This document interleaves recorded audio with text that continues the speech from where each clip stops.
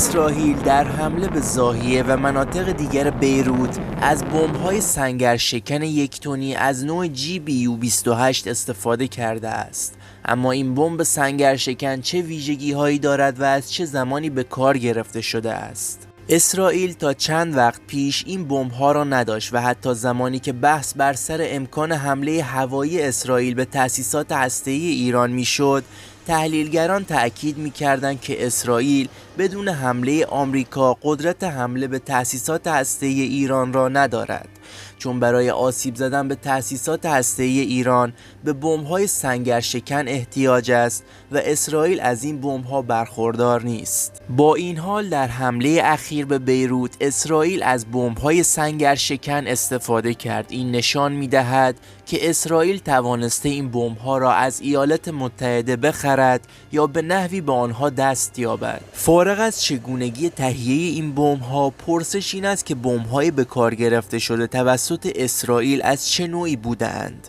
برخی پایگاه‌های خبری مدعی شده‌اند که بمب‌های به کار گرفته شده در حمله به ضاحیه و مناطق دیگر بیروت از نوع بمب سنگرشکن GBU-28 بودند. اما این بمب سنگرشکن چه ویژگی‌هایی دارد و از چه زمانی به کار گرفته شد؟ بمب سنگرشکن بانکر باسترز بمبی است که برای تخریب اهداف زیرزمینی همچون پناهگاه‌ها، سنگرهای زیرزمینی و همچون تأسیسات بتونی ساخته شده در عمق زمین استفاده می شود. این بمب‌ها تا سالها تنها در اختیار ایالات متحده بود و به دولت‌های دیگر فروخته نمی‌شد. اسرائیل اصرار زیادی داشت که این بمب‌ها را از ایالات متحده بخرد، اما واشنگتن حاضر به فروش آنها نمی‌شد. در سالهای 2010 تا 2015 اسرائیل تلاش زیادی داشت تا بمب‌های سنگرشکن GBU-28 را از آمریکا بخرد. اسرائیل قصد داشت به تأسیسات هسته‌ای و مراکز موشکی ایران حمله کند، اما آمریکا در پی پیشبرد مذاکرات هسته‌ای بود و نمی‌خواست اسرائیل روند مذاکرات را نابود کند. با این حال با نابودی برجام توسط ترامپ و به هم خوردن وضعیت استراتژیک منطقه، اسرائیل توانست به برخی از موشک‌های دستیافته لبنان را بمباران و مرکز استقرار سران حزب الله را منفجر کند. اما چرا بمب‌های سنگرشکن خاص هستند؟ اکثر این نوع بمب‌ها از آورانیوم ضعیف شده در بدنه خود استفاده می‌کنند که استحکام آنها را افزایش می‌دهد.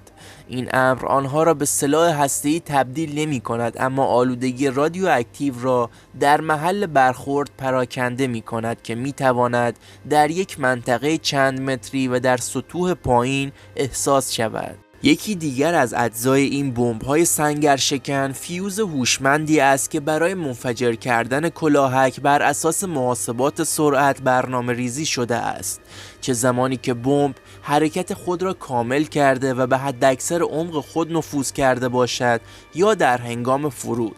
اما اگر هدف از بین بردن یک طبقه خاص در یک سازه زیرزمینی چند طبقه باشد، اگرچه سرعت ضربه می تواند به نفوذ کمک کند، اما این بمب ها مجهز به موتور موشک نیستند و تنها پس از سر خوردن به سمت هدف و پس از رها شدن از جت جنگنده سرعت می گیرند.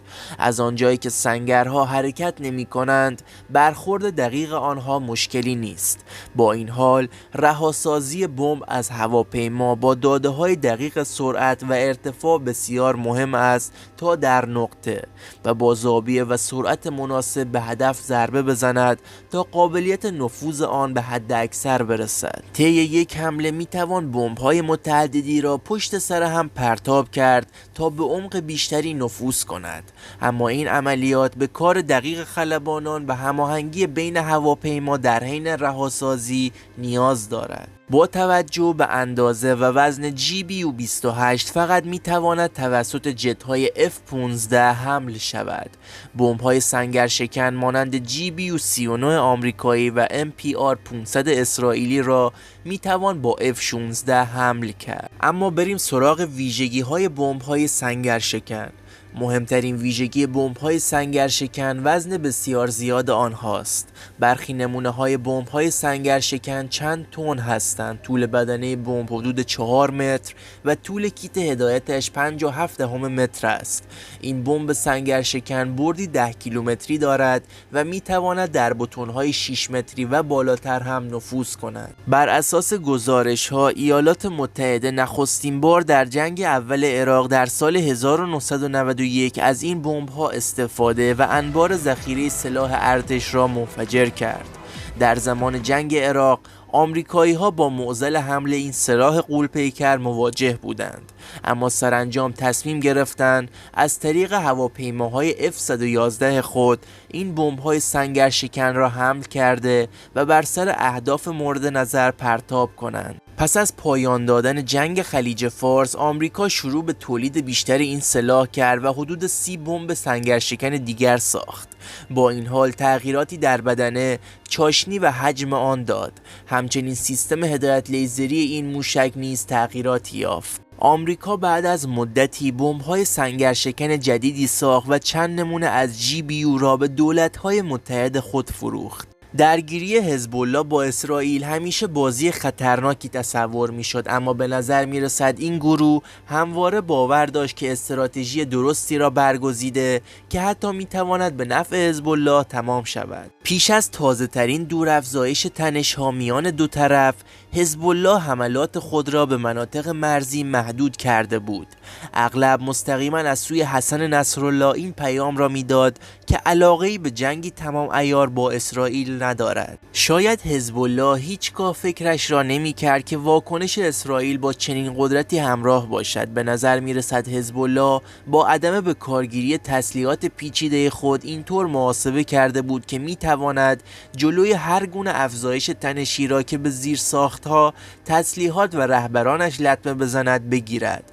اما این دقیقاً همان اتفاقی است که شاهدش بودیم. در کمتر از 2 هفته اسرائیل نشان داد که به شبکه ارتباطی حزب الله نفوذ کرده و حملاتی را انجام داد که به کشته شدن بیش از 800 نفر از جمله رهبران ارشد حزب الله در سراسر کشور منجر شد. از فرماندهان یگانهای رزمی حزب الله گرفته تا همینجا که به خود حسن نصرالله رسید. حزب الله یک گروه شیعه است که نامش حزب خداست، ولی از سوی کشورهایی چون آمریکا، بریتانیا و اسرائیل یک گروه تروریستی محسوب می شود. این گروه فراتر از یک گروه شبه نظامی در لبنان است. حزب الله حزبی سیاسی است که نمایندگان خود را در پارلمان دارد و در دولت لبنان نقش ایفا می کند. همچنین یک حرکت اجتماعی است که با حمایتی گسترده در جامعه این کشور ریشه دارد. اینکه جواب حزب الله به اسرائیل چه خواهد بود هنوز نامشخص است. اینم از بررسی موشک سنگرشکن که توسط اسرائیل مورد حمله به حزب الله قرار گرفت. امیدوارم از این ویدیو لذت برده باشید.